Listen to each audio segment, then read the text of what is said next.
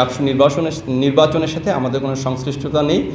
এই নির্বাচনে যারা অংশগ্রহণ করছে আমরা তাদের সকলের মঙ্গল কামনা করি। দেশের বিভিন্ন বিশ্ববিদ্যালয়ের কেন্দ্রীয় ছাত্র সংসদ নির্বাচনে বাংলাদেশ সেনাবাহিনীর কোনো সংশ্লিষ্টতা নেই।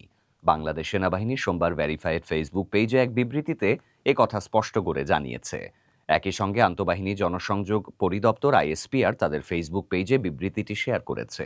সেনাবাহিনীর বিবৃতিতে বলা হয়েছে, বিশ্ববিদ্যালয়সমূহের আসন্ন কেন্দ্রীয় ছাত্র সংসদ নির্বাচনে বাংলাদেশ সেনাবাহিনীর কোনো সংশ্লিষ্টতা নেই। বিশেষত ঢাকা বিশ্ববিদ্যালয় কেন্দ্রীয় ছাত্র সংসদ ডাকসু নির্বাচনে সেনাবাহিনীর হস্তক্ষেপের প্রশ্নই আসে না।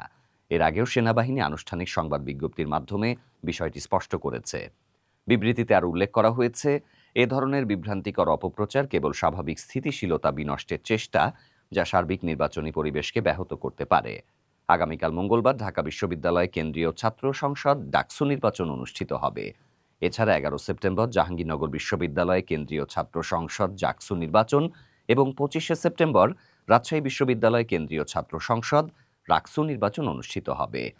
বিবৃতিতে সেনাবাহিনী আশা প্রকাশ করেছে, দীর্ঘদিন পর অনুষ্ঠিত এই কেন্দ্রীয় ছাত্র সংসদ নির্বাচন সুষ্ঠু গণতান্ত্রিক চর্চার মাধ্যমে শান্তিপূর্ণ ও সুশৃঙ্খলভাবে সম্পন্ন হবে এবং আসন্ন জাতীয় সংসদ নির্বাচনের জন্য একটি উদাহরণ স্থাপন করবে। নির্বাচনে অংশগ্রহণকারী সব প্রার্থী, ভোটার এবং সংশ্লিষ্ট সবার প্রতি আন্তরিক শুভকামনা জানিয়েছে সেনাবাহিনী।